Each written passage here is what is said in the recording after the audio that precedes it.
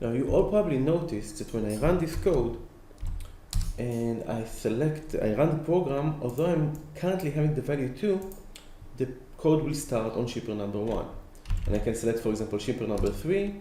I have the selected shipper 3 and I run it and I'm still parked on 1. Sometimes we want the controller to actually start parking on a value that I already have. So if I'm coming from a row that has the value 3 and I run this controller, I want it to park on the value 3. So how can we do that? Well, to do that, we're going to use the start on row where collection. It's just like that we have where add, where we can use to filter. We have start on row where we can determine the condition for the first parked row, first selected row.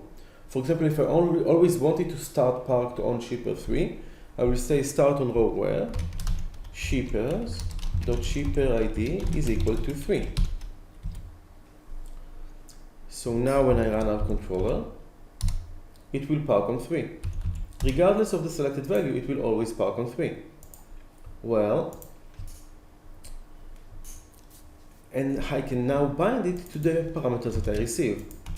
So the behavior that I will have is that when I run this shipper, it will park on the pre-selected value. So if I'm selecting 2, I have 2 here, I run it, it will park on 2. I'll select 3, I have 3 here, I'll run it and it will park on 3.